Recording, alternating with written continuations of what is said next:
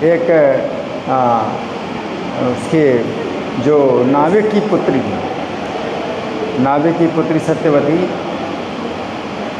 तो ये जो है जिस समय कुमारी अवस्था में थी, कन्या थी, कुमारी कन्या थी, तो नौका चलाती थी और पराशर मुनि उस नौका में बैठे गंगा जी को पार कर रहे थे। उस समय पराशर मुनि ने कुछ विशेष समय अनुभव किया कि कोई विशेष समय है कि भगवान का साहित्यिक अवतार होने वाला है। तो उन्होंने सत्यवती से ये प्रस्ताव किया कि तुम जो है माँ, मैं तुम्हें माँ बनाना चाहता हूँ। तो सत्यवती ने कहा कि मेरा तो विवाह नहीं हुआ और बिना विवाह के मैं कैसे आपके साथ स्वीकार कर सकती हूँ सहवास। तो पराशर मुनि ने कहा कि नहीं, तुम्हारा जो कुमारी नष्ट नहीं होगा, तुम्हारी जो कन्या अवस्था है ये बनी रहेगी, तुम माँ बन जाओगी लेकिन तो भी तुम कन्या की अवस्था में ही रहोगी। तो फिर सत्यवती ने जब स्वीकार कर लिया तो पराशर मुनि ने सत्यवती से व्यास जी को उत्पन्न किया। और ये व्यास जी, इनका जन्म भी बहुत दिव्य है। जैसे ही जन्म हुआ सत्यवती के गर्भ से, तो वैसे ही वो बड़े हो गए। उन्होंने माता का दूध नहीं पिया। तो माता अगर बच्चे को जन्म दे और स्तन ना पिलाए तो उसकी कन्या की अवस्था ही बनी रही। तो सत्यवती कन्या की अवस्था में बनी रही। और व्यास जी जो है जैसे ही जन्म लेते हैं बड़े भी हो जाते हैं और सत्यवती से कहते हैं कि हे माता, मैं तपस्या करने के लिए वन में जाता हूँ, तुम जब मुझे याद करोगी तो मैं आ जाऊँगा। इस प्रकार से व्यास जी चले गए और सत्यवती के जो पिता थे उन्हें इस बात की कोई सूचना नहीं मिली। सत्यवती का शरीर उस समय जब पराशर मुनि से जो है उनका जब संबंध नहीं हुआ था तो उनका नाम था मत्स्यगंधा। शरीर से मछली जैसी दुर्गंध आती थी। लेकिन पराशर मुनि की कृपा से सत्यवती की कन्या अवस्था भी बनी रही और उसके शरीर से अब मछली की दुर्गंध नहीं आती थी बल्कि सुगंध आती थी। तो उसका नाम हो गया योजन गंधा। योजन गंधा का मतलब है कि जहाँ सत्यवती रहेगी तो उसके चारों तरफ 1 योजन की दूरी तक सुगंध निकलेगी। सोचिए 1 योजन कितना होता है, 12 किलोमीटर है। सत्यवती माता जो है जहाँ भी बैठेंगी, चलेंगी, खड़ी होएंगी तो 12 किलोमीटर तक की रेडियस में क्या होगा, सुगंध है ना। तो व्यास जी की माता बन गई तो उनका जो है कितना बड़ा लाभ हुआ। और उनके पिता को कुछ पता नहीं चला, पिता को सत्यवती ने बताया नहीं। तो लज्जा की बात होती है कि वो माँ बनी। और आगे चल कर के महाराज शांतनु जो कि गंगा जी के पति थे, तो गंगा जी जो है जब गंगा जी से भीष्म जी का जन्म होता है तो गंगा जी फिर जो है इनको शांतनु को त्याग देती हैं और वे जो है चली जाती हैं। तो महाराज शांतनु ने जब सत्यवती को देखा तो उसकी सुंदरता से वो बहुत प्रभावित हुए और विवाह करना चाहते थे। तो फिर भीष्म जी के आग्रह से फिर विवाह हुआ और सत्यवती से उन्होंने महाराज शांतनु ने 2 पुत्र उत्पन्न किए। एक तो चित्रांगद, दूसरे विचित्रवीर, 2 पुत्र हुए।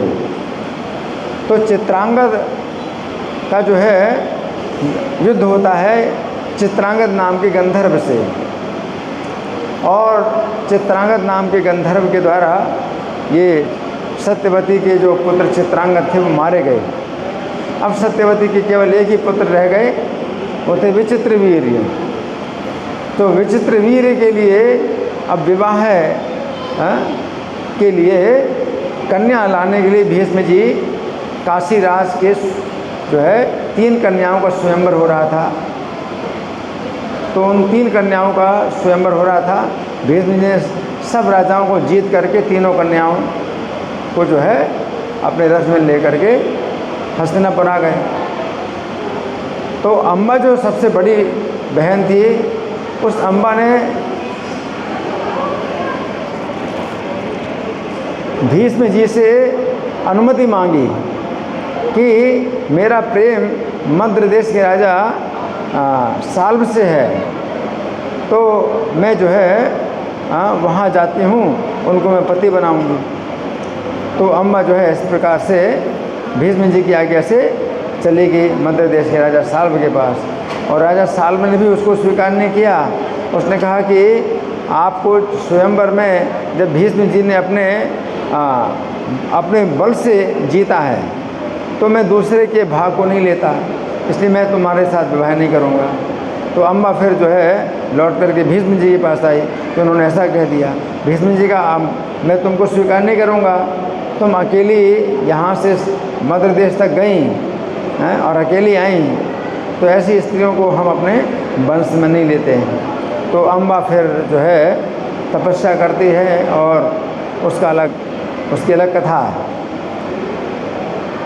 और अंबिका और अम्बालिका इन दोनों का विवाह किया भीष्म जी ने विचित्रवीर्य के साथ। तो विचित्रवीर्य जो है अपनी 2 पत्नियों में बहुत आसक्त हो गए और उनकी कोई संतान नहीं हुई और विचित्रवीर्य की मृत्यु हो गई। अब सत्यवती को जो है बड़ी चिंता हुई कि अब आगे वंश कैसे चलेगा, क्योंकि भीष्म जी विवाह करेंगे नहीं, वो प्रतिज्ञा कर चुके वो विवाह नहीं करेंगे, तो भीष्म जी के कोई संतान होने वाली है नहीं। और जो विचित्रवीर्य उनके एक ही पुत्र थे सत्यवती के, उनका भी देहांत हो गया है। तो फिर भीष्म जी से सत्यवती ने आग्रह किया कि तुम जो है इनकी पत्नियों में संतान उत्पन्न करो। भीष्म जी ने कहा कि मैंने पहले से प्रतिज्ञा कर रखी है कि मैं किसी प्रकार से भी जो है संतान उत्पन्न नहीं कर सकता, तो मेरी प्रतिज्ञा है। तो इस प्रकार से फिर सत्यवती ने अपने पुत्र व्यासदेव को उसमें बुलाया। व्यासदेव को बुलाया तो व्यासदेव के पास ऐसी शक्ति थी कि जहाँ कोई स्मरण करे तो वो आ सकते हैं। तो माता से वो उन्होंने कह दिया था कि जब मुझे याद करोगी तो मैं आ जाऊँगा। तो व्यास जी आ गए, तुरंत आ गए। तो सत्यवती की आज्ञा से व्यास जी ने फिर अंबिका में जो पुत्र उत्पन्न किया वो थे धृतराष्ट्र, और अम्बालिका से जो पुत्र उत्पन्न किया वो थे पांडु, और उनकी एक दासी थी। तो दासी से जो पुत्र उत्पन्न किया वो थे विदुर जी। तो व्यास जी के 3 संतान हैं, लेकिन ये सब जो है क्षत्रिय वंश में ये जो है मतलब उत्पन्न हुए। तो विदुर जी को राज्य का अधिकार नहीं था, तो दासी पुत्र थे। और धृतराष्ट्र को राज्य का अधिकार था कि सबसे बड़े थे वो, परंतु जन्म से अंधे थे तो उनको अधिकार नहीं था। तो महाराज पांडु को जो है फिर राज्य का अधिकार मिला, है ना। तो यहाँ पर व्यास जी के संबंध में हम जो चर्चा कर रहे हैं, तो व्यास जी का जो है मतलब ये इस प्रकार से चरित्र है। और व्यास जी का आज चूँकि जन्मदिन है, तो हमें उनका कुछ और भी गुणगान करना चाहिए। या हम सवेरे श्रीमद् भागवत का प्रवचन सुनते हैं, तो श्रीमद् भागवत के रचनाकार व्यास जी हैं। तो उनकी महिमा में श्रीमद् भागवत का एक श्लोक है, धर्मा प्रोजित कैतवोत्र परमो निर्मत शराणाम सताम। व्यास जी ने श्रीमद् भागवत जो रचना की है, तो इसमें जो कपट धर्म है उसको पूरी तरह से निकाल दिया गया है। जो धर्म शुद्ध धर्म का वर्णन किया है, और शुद्ध धर्म क्या है? भगवान की भक्ति। तो चूँकि भक्ति का वर्णन किया है, तो श्रीमद् भागवत में जितने कपट धर्म हैं, यानी दूसरे देवताओं की भक्ति और दूसरे प्रकार के जो धार्मिक कार्य हैं और अर्थ है और काम जो है, इनका वर्णन उसमें है ही नहीं श्रीमद् भागवत में।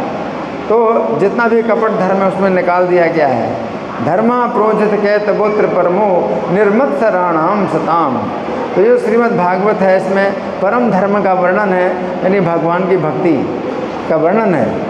और ये श्रीमद् भागवत उनके लिए है जो ईर्ष्या से रहित हैं। जिनके अंदर ईर्ष्या नहीं है तो वही सुनेंगे श्रीमद् भागवत। तो जो ईर्ष्या से रहित हैं, निर्मत्सराणाम सताम वेद्यम, तो ये जो है जानने योग्य है। वास्तवम अत्र वस्तु शिवदम, और इसमें जो कथाएं हैं वे सब अत्यंत कल्याणकारी हैं। शिवदम तापत्रयोन्मूलनम, 3 प्रकार के तापों को जड़ से निकालने वाले। 3 प्रकार के ताप, आध्यात्मिक ताप, आधिभौतिक ताप, अधिदैविक ताप। 3 प्रकार के जो ताप हैं इनको जड़ से उखाड़ने वाली है श्रीमद् भागवत। उन्मूलनम तापत्रोन्मूलनम श्रीमद् भागवते महामुनि कृते। तो ये श्रीमद् भागवत जो है महामुनि व्यास जी के द्वारा चूँकि रचित है, कि वहाँ पर ईश्वर है, तो उससे इसके अलावा और दूसरे शास्त्रों की आवश्यकता नहीं है। कि वहाँ पर ईश्वर सद्यो हृदय बरुद्ध तीर्थकृष्ण। जो पुण्यात्मा व्यक्ति के अंदर अगर श्रीमद् भागवत सुनने की इच्छा अगर हो जाए, वो श्रीमद् भागवत सुनने की इच्छा भी किसको होती है? जो पुण्यात्मा, जिसके अंदर पुण्य का बल है, तो उसके अंदर श्रीमद् भागवत सुनने की इच्छा होती है कि मैं श्रीमद् भागवत सुनूं। तो श्रीमद् भागवते महामुनि कृते किंवा परेरीश्वरा सद्यो हृदय अवरुद्धते। तो जिनके अंदर सुनने की इच्छा होती है तो उसी क्षण, यानी एक क्षण का मतलब 4 मिनट के अंदर ही ईश्वर हृदय में अवरुद्ध हो जाते हैं। अगर श्रीमद् भागवत सुनने की इच्छा हो गई, वो आपके बहुत जन्मों के पुण्य से ही ऐसा होगा कि आपके मन में श्रीमद् भागवत सुनने की इच्छा हुई। और जैसे इच्छा हुई भागवत सुनने की, तो सद्यो हृदय विरुद्ध तीर्थकृति शुश्रूषु का मतलब सुनने की इच्छा है जो करता है श्रीमद् भागवत को, तो उसी क्षण 4 मिनट के अंदर ही ईश्वर हृदय में अवरुद्ध हो जाते हैं, यानी कैद हो जाते हैं। तो श्रीमद् भागवत की ये महिमा है कि आपके हृदय में भगवान जो है बंदी हो जाएंगे। जैसे जेल के अंदर कोई कैदी होता है ना, तो वो मतलब जेल से बाहर नहीं निकल सकता, बंद हो जाता है। ऐसे भगवान आपके हृदय में क्या हो जाएंगे? बंदी हो जाएंगे हैं, अगर श्रीमद् भागवत सुनने की इच्छा होती है तो श्रीमद् भागवत की जो महिमा है वो व्यास जी की ही महिमा है कि व्यास जी ने ऐसा श्रीमद् भागवत ग्रंथ लिखा। इसके अलावा शाम को हम गीता का जो है प्रवचन सुनते हैं, तो भगवत गीता भी व्यास जी के द्वारा ही दी गई है।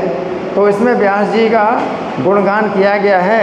नमोस्तुते व्यास विशाल बुद्धे, कि हे व्यास देव, आपको मैं नमस्कार करता हूँ।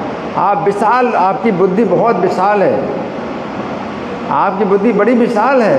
फुल्लार वृंदायत पत्र नेत्र, और आपके जो नेत्र हैं वो खिले हुए कमल के जो पत्ते हैं उनके समान चौड़े आपके नेत्र हैं। फुल्लार वृंदायत पत्र नेत्र ये नेत्र या भारत तैल पूर्णा, और आपने ऐसा कार्य किया है जैसा कार्य किसी ने नहीं किया। क्या किया है कि ये त्वया भारत तैल पूर्णा प्रज्वालितो ज्ञानमय प्रदीपा, कि आपने गीता रूपी ज्ञान का जो दिया है, दीपक है, वो आपने जलाया है। तो दिया अगर आप जलाते हैं तो उसमें कोई बर्तन होना चाहिए, उसमें तेल भी भरा होना चाहिए, तभी तो दिया जलाएंगे। तो गीता रूपी जो ज्ञान का दीपक आपने जो जलाया है, तो एक आपने वो पात्र भी जो है तैयार किया है, और वो तेल का जो बर्तन है वो क्या है? महाभारत। महाभारत तेल का बहुत बड़ा बर्तन है। आप सोचिए कि पहले रात भर प्रकाश पैदा करने के लिए ऐसा बर्तन दिया जाता था, जिसमें बहुत तेल भरा हो और रात भर वो दिया जलता रहे।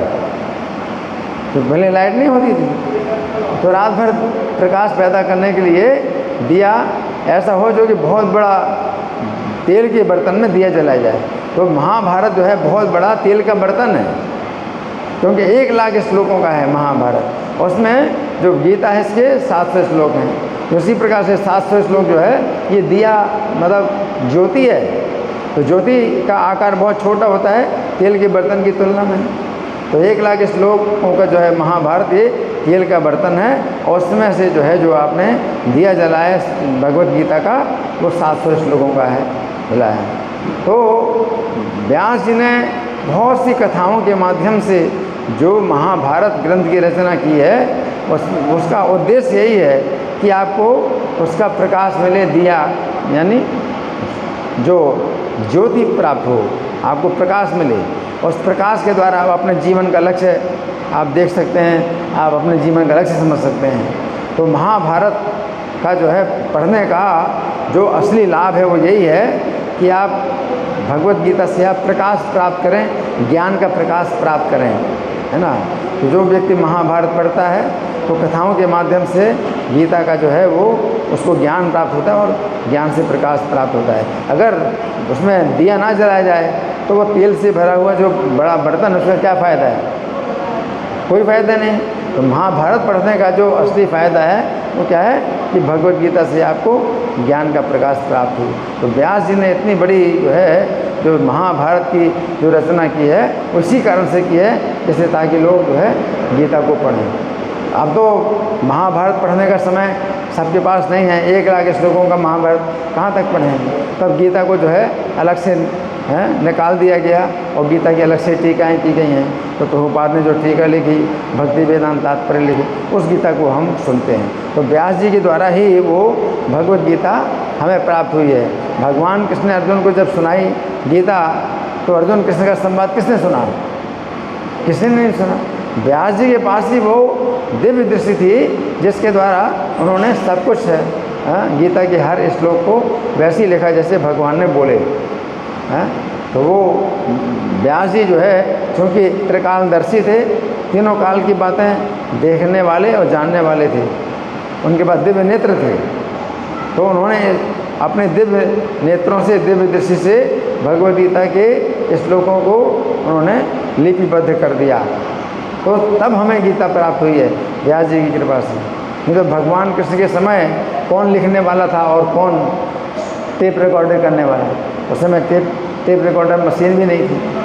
तो व्यास जी की अगर कृपा ना होती तो गीता के जो श्लोक है वो हमें मिलते ही नहीं, अर्जुन और कृष्ण का जो संवाद है वो हमें कभी नहीं मिलता। तो व्यास जी की कृपा से हमें 2 ग्रंथ मिले हैं, एक तो भगवत गीता, दूसरी श्रीमद् भागवत। तो शाम को हम लोग भगवत गीता सुनते हैं वो व्यास जी की कृपा से, और श्रीमद् भागवत सवेरे हम सुनते हैं वही व्यास जी की कृपा से। श्रील व्यासदेव आविर्भाव तिथि महामहोत्सव की जय। श्रील प्रभुपाद की।